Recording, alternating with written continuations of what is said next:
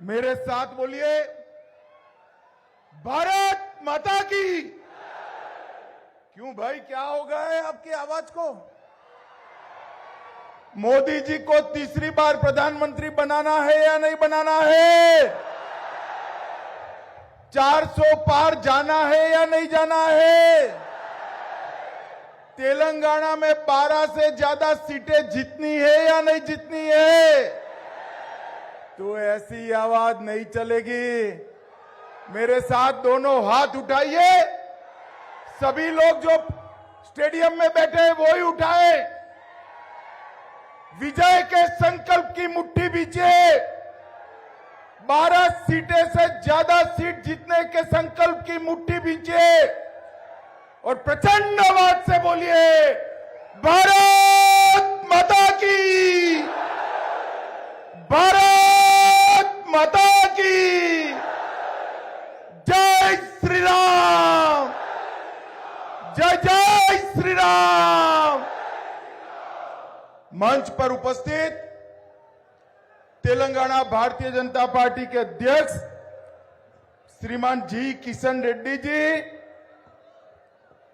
भाजपा की राष्ट्रीय उपाध्यक्ष और हमारी प्रत्याशी बहन अरुणा जी, श्री बंडी संजय कुमार, हमारे प्रत्याशी और राष्ट्रीय महासचिव श्री के लक्ष्मण, राज्यसभा के सांसद और ओबीसी मोर्चा के अध्यक्ष महोदय श्री येटेला राजेंद्र कुमार जी, मलकागिरी से हमारे प्रत्याशी श्री धर्मपुरी जी, हमारे प्रत्याशी निजामाबाद से श्री बीवी पाटिल जी, जहीराबाद से प्रत्याशी श्री कोंडा विश्वेश्वर रेड्डी जी, चेवल्ला से प्रत्याशी श्रीमती माधवी लता जी, हैदराबाद। माधवी आ गया हो, माधवी आ गया हो। माधवी के लिए सब लोग ताली बजाओ भाई।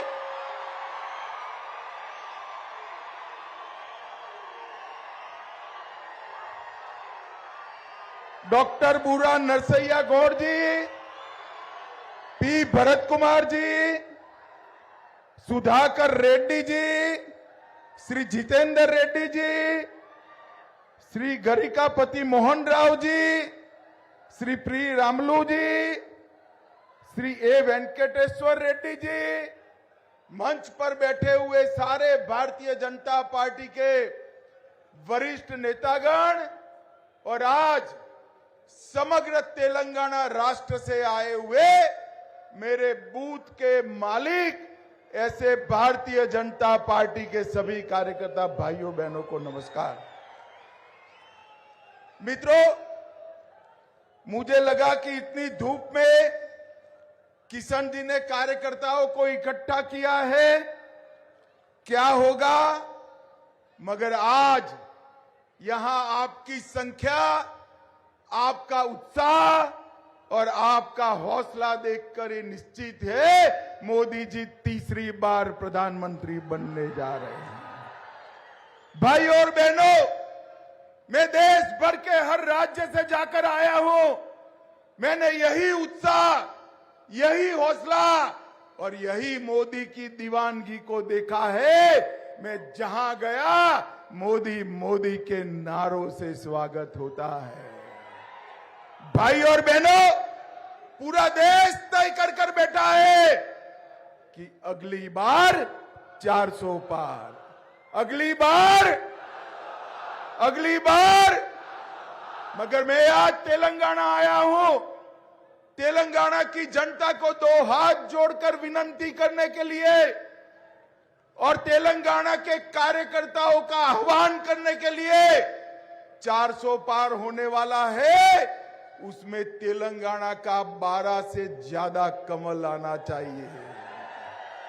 12 से ज्यादा सीटें तेलंगाना में भारतीय जनता पार्टी की हो और तेलंगाना को 75 साल के बाद इन निजाम की परछाई से दूर करने का काम तेलंगाना की सरकार। आज मैं तेलंगाना की जनता को कहने आया हूं, यहां 4 पार्टियां मैदान में है। एक कांग्रेस पार्टी, दूसरी टीआरएस, तीसरी मजलिस और चौथी भारतीय जनता पार्टी।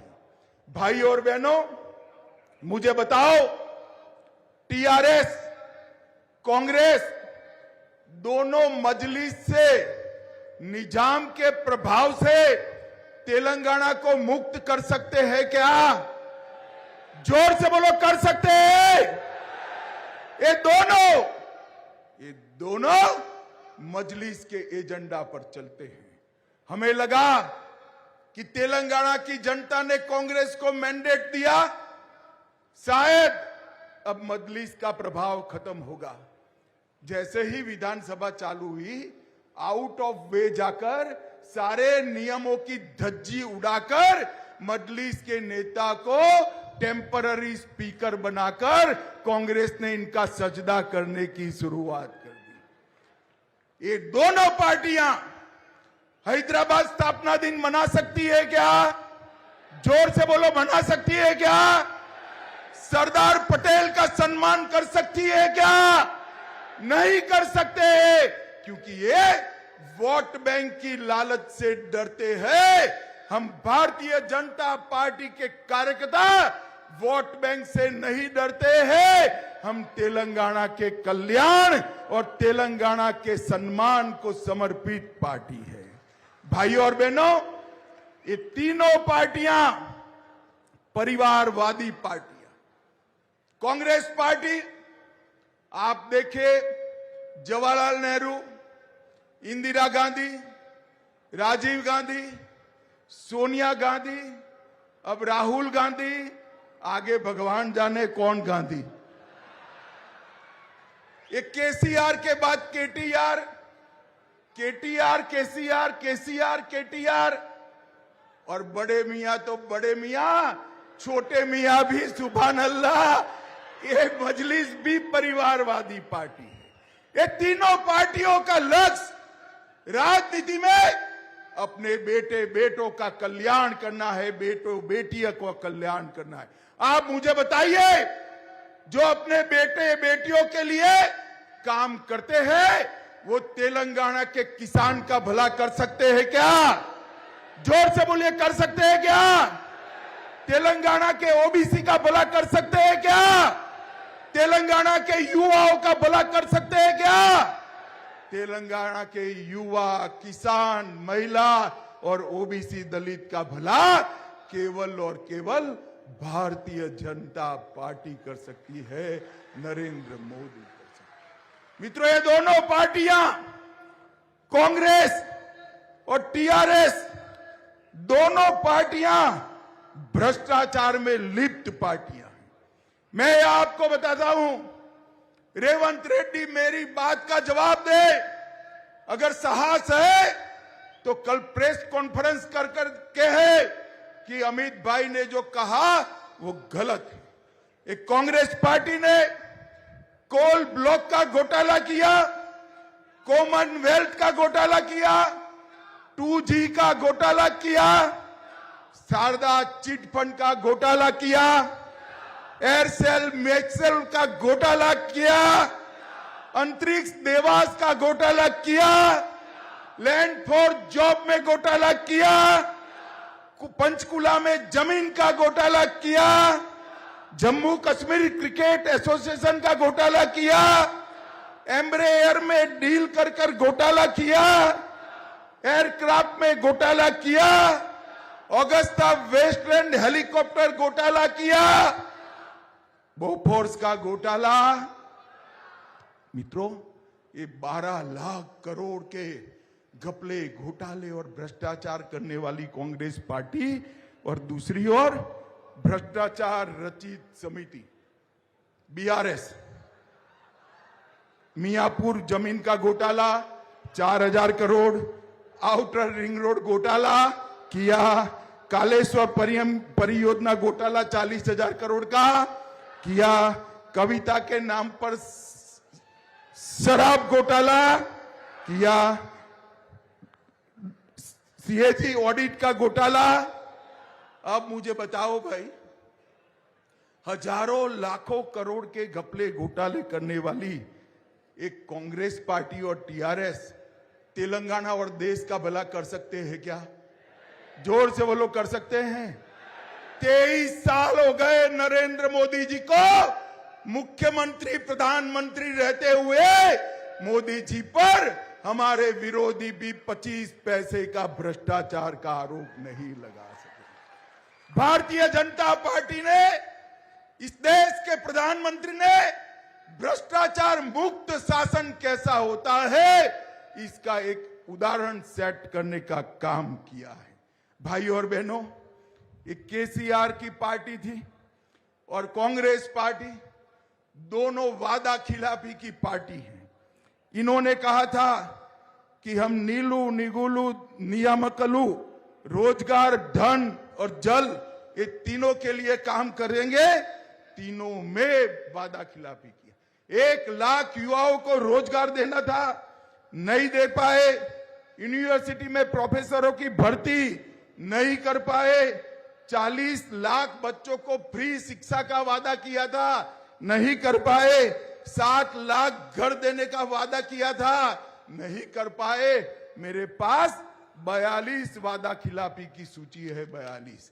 और दूसरी ओर कांग्रेस पार्टी, मैं आपको कहना चाहता हूं मित्रों, कांग्रेस पार्टी ने भी इस देश के गरीबों को गरीबी मुक्त करने का वादा 4 पीढ़ी पहले इंदिरा गांधी ने किया था, मगर गरीबी तो मुक्त हो ही नहीं, गरीब और गरीब बनता गया। और मैं आज बताता हूं, मोदी जी ने ये 10 साल के अंदर 80 करोड़ से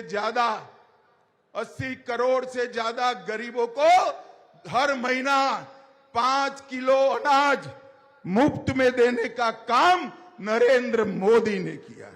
12 करोड़ से ज्यादा टॉयलेट बनाने का काम नरेंद्र मोदी ने किया। 4 करोड़ गरीबों को घर देने का काम नरेंद्र मोदी ने किया। 10 करोड़ माताओं बहनों को उज्ज्वला गैस देने का काम नरेंद्र मोदी ने किया। 14 करोड़ गरीबों के घर में नल से जल पहुंचाने का काम नरेंद्र मोदी ने किया। और 11 करोड़ किसानों को हर साल 6,000 रुपया ऑनलाइन भेजने का काम नरेंद्र मोदी जी ने किया। नरेंद्र मोदी जी ने 60 करोड़ गरीबों के जीवन में उजाला भरने का काम किया है। और साथ में मोदी जी ने हर गारंटी को पूरा किया है। मुझे बताओ भाइयों बहनों, ये कश्मीर हमारा है या नहीं है? अरे जोर से बोलो, है या नहीं है? धारा 370 हटनी चाहिए थी या नहीं हटनी चाहिए थी? हमने वादा किया था, मोदी जी ने 5 अगस्त 2019 को धारा 370 को समाप्त कर रख दिया। और आज कश्मीर, जिस लाल चौक में जाते हुए मिलिट्री के बगैर जा नहीं सकते थे, वहां तिरंगा फहर रहा है और वहां जन्माष्टमी भी मनाई जाती है। मुझे बताओ भाई और बहनों, अयोध्या में राम मंदिर बनना चाहिए था या नहीं बनना चाहिए था? 500 साल से रामलल्ला अपमानित अवस्था में थे। 70 साल से कांग्रेस पार्टी ने रामलल्ला को टेंट में रहने के लिए मजबूर किया, अटकाया, लटकाया, भटकाया, केस चलने नहीं दिया। मोदी जी के समय में केस भी समाप्त हुआ, भूमि पूजन भी हुआ और 22 जनवरी को रामलल्ला का प्राण प्रतिष्ठा भी हुआ। भाई और बहनों, मैं कांग्रेस पार्टी को पूछना चाहता हूं, अगर आप चाहते तो इतने समय में ये गारंटी पूरी हो सकती थी या नहीं हो सकती थी? उन्होंने नहीं किया। मित्रों बताओ मुझे, 3 तलाक दूर कर मुस्लिम माताओं बहनों को सम्मान देना चाहिए या नहीं देना चाहिए? 3 तलाक जाना चाहिए या नहीं जाना चाहिए? कांग्रेस पार्टी ने 3 तलाक को कभी नहीं हटाया। वो ओवैसी से डरते हैं, वो वोट बैंक से डरते हैं। नरेंद्र मोदी जी ने 3 तलाक को समाप्त करने का काम नरेंद्र मोदी जी ने किया। भाइयों और बहनों, और मोदी जी ने देश को सुरक्षित करने का काम किया है। 10 साल तक कांग्रेस की सरकार थी, सोनिया मनमोहन की सरकार थी। पाकिस्तान से रोज आलिया मालिया जमालिया आते थे, बम धमाके करते थे और चले जाते थे, कोई कुछ नहीं बोलता था। मोदी जी के समय में भी 2 प्रयास हुए, उरी और पुलवामा में, मगर पाकिस्तान को मालूम नहीं था ये नरेंद्र मोदी सरकार है, भारतीय जनता पार्टी। 10 ही दिन में सर्जिकल स्ट्राइक और एयर स्ट्राइक कर पाकिस्तान के घर में घुसकर आतंकवादियों का सफाया करने का काम नरेंद्र मोदी जी ने किया। भाइयों और बहनों, अभी हमने कहा था कि हम सीएए लाएंगे, जो हमारे बांग्लादेश और पाकिस्तान से हिंदू, सिख, बौद्ध, जैन भाई बहन आए हैं, उनको नागरिकता देंगे। ये लोग विरोध करते हैं, मगर कल ही मोदी सरकार ने सीएए का वादा भी पूरा कर दिया। करोड़ों हिंदू, जैन, बौद्ध, सिख जो आसपास के देशों से आए थे, अफगानिस्तान से, पाकिस्तान से, बांग्लादेश से, उनको नागरिकता देने का काम कल नरेंद्र मोदी जी ने समाप्त कर दिया। जो अपने महिलाओं के सम्मान के लिए, अपने धर्म की रक्षा के लिए, अपने गौरव की रक्षा के लिए भारत की शरण में आए थे, इनको एक कांग्रेस वाले मजलिस टीआरएस विरोध करते थे, नागरिकता नहीं देने देते थे। नरेंद्र मोदी जी ने इनको नागरिकता देकर उनको सम्मान के साथ जीने का उनका स्वप्न पूरा किया है। और एक गलत फहमियां फैला रहे, इस देश के अल्पसंख्यक भाइयों को कहना चाहता हूं, माताओं को कहना चाहता हूं, सीएए से किसी भी देश के नागरिक की नागरिकता जानी नहीं। सीएए नागरिकता देने का कानून है, नागरिकता लेने का कानून नहीं है। ये ओवैसी भी झूठ बोल रहे हैं, खड़गे भी झूठ बोल रहे हैं, राहुल गांधी भी झूठ बोल रहे हैं कि इससे माइनॉरिटी की नागरिकता जाएगी। मैं आपको भरोसा दिलाता हूं कि सीएए के कानून के अंदर किसी की नागरिकता लेने का कोई प्रावधान नहीं है। हमारे शरणार्थियों को नागरिकता देने का प्रावधान है, मगर ये लोग वोट बैंक की राजनीति कर रहे हैं। भाइयों और बहनों, मैं इतना ही कहना चाहता हूं, आने वाले दिनों में चुनाव शुरू होगा, आपको घर घर जाना है और पूरे तेलंगाना की जनता को बताना है कि 10 साल में मोदी जी ने तेलंगाना के लिए 2,50,000 करोड़ रुपए का ग्रांट भेजा है। कितना भेजा है? और 10 साल जब यूपीए की सरकार थी, इन्होंने 1,16,000 करोड़ भेजा था। और इसके साथ साथ मोदी जी ने railway, metro, airport, highway, national highway, petroleum, university, central institute, इसके अलग से 5 लाख करोड़ से ज्यादा रुपया नरेंद्र मोदी जी ने भेजने का काम किया। ये लोग तेलंगाना का विकास नहीं कर सकते। तेलंगाना का विकास केवल और केवल भारतीय जनता पार्टी कर सकती है, नरेंद्र मोदी जी कर सकते हैं। मित्रों, जो इंडिया अलायंस है, ये पूरा गठबंधन, ये घमड़िया गठबंधन केवल और केवल परिवारवादियों का गठबंधन है। मैं फिर से देश की जनता को कहना चाहता हूं, सोनिया गांधी का एकमात्र लक्ष्य है राहुल गांधी को प्रधानमंत्री बनाना। केसीआर का लक्ष्य है केटीआर को मुख्यमंत्री बनाना। ममता दीदी का लक्ष्य है भतीजे को मुख्यमंत्री बनाना। शरद पवार का लक्ष्य है सुप्रिया सुळे को मुख्यमंत्री बनाना। ठाकरे जी का लक्ष्य है, उद्धव ठाकरे जी का, आदित्य ठाकरे को मुख्यमंत्री बनाना। लालू जी का लक्ष्य है अपने बेटे को मुख्यमंत्री बनाना। भाई मुझे बताओ, ये बेटे, बेटी, जमाई, दामाद, इसमें आपकी जगह है कहीं पर? है क्या? भारत के युवा की जगह है, भारत के किसान की जगह है, भारत की माताओं की जगह है, भारत के गरीब की जगह है। ये भारत के युवान, किसान, महिलाएं और गरीब के लिए कुछ नहीं कर सकते, वो अपने बेटे बेटियों के लिए राजनीति में है। भारत के गरीब, युवा, महिला और किसान के लिए केवल और केवल नरेंद्र मोदी जी समर्पित है। मित्रों, नरेंद्र मोदी जी ने पूरे देश को समृद्ध करने का काम किया है। भारत ने चंद्रमा के दक्षिण ध्रुव पर समग्र संसार में कोई वहां नहीं पहुंच पाया था। सबसे पहले भारत ने दक्षिण ध्रुव पर चंद्रयान पहुंचाया और हमारा तिरंगा फहराने का काम किया।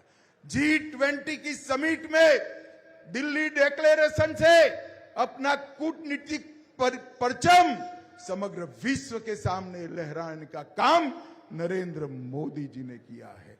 आज पूरी दुनिया नरेंद्र मोदी जी का सम्मान करती है। 14 से ज्यादा देशों ने मोदी जी को अपना सबसे बड़ा नागरिक सम्मान अवार्ड, जैसे हमारे यहां भारत रत्न है, 14 देशों ने नरेंद्र मोदी जी ने दिया है। मोदी जी जहां भी जाते हैं लोग मोदी मोदी मोदी करते हैं। भाइयों और बहनों, ये मोदी जी का जो स्वागत है ना, ये नरेंद्र मोदी जी का नहीं है, ये भारतीय जनता पार्टी का नहीं है। मोदी जी का ये स्वागत हमारी देश की 130 करोड़ की जनता का स्वागत है। यहां समग्र तेलंगाना राष्ट्र से बूथ अध्यक्ष आए हैं। मैं सभी को कहना चाहता हूं, जब तक विजय जुलूस न निकले किसी को आराम नहीं करना है। हर मतदाता का, हर लाभार्थी का और विशेषकर हर माता बहन का संपर्क कर कर कमल के निशान पर बटन दबाकर मोदी जी के हाथ मजबूत करने के लिए निकल पड़ना है। यहां बैठा हुआ हर कार्यकर्ता अपने आप को नरेंद्र मोदी समझकर तेलंगाना की जनता के सामने जाए, विनम्रता से आशीर्वाद मांगे और भारत को 2047 तक पूर्ण विकसित राष्ट्र बनाने के लिए नरेंद्र मोदी का समर्थन कराइए। मैं आपको कहता हूं, मोदी जी ने गारंटी दी है कि 15 अगस्त 2047 को हमारा देश भारत, जब देश की आजादी की शताब्दी मनाई जाएगी, भारत आत्मनिर्भर होगा, भारत पूर्ण विकसित होगा और भारत माता विश्व गुरु के स्थान पर विराजमान होगी। ऐसा भारत बनाने के लिए हम सब ने आगे बढ़ना है। मुझे बताओ, ये जो 1.5-2 महीना है चुनाव का, आप सभी लोग आज से ही कमल के प्रचार में मोदी जी को प्रधानमंत्री बनाने के लिए निकल पड़ेंगे क्या? अरे जोर से बोलो, निकल पड़ेंगे क्या? तेलंगाना में 12 का आंकड़ा पार करेंगे क्या? 400 पार कराएंगे क्या? मोदी जी को फिर से प्रधानमंत्री बनाएंगे क्या? तो मेरे साथ दोनों हाथ उठाइए, उठाइए दोनों हाथ। 12 सीटें जीतने की संकल्प की मुट्ठी बींचिए और विरोधियों के दिल दहल जाए ऐसे प्रचंड आवाज से बोलिए, भारत माता की, भारत माता की, वंदे वंदे, जय श्री राम।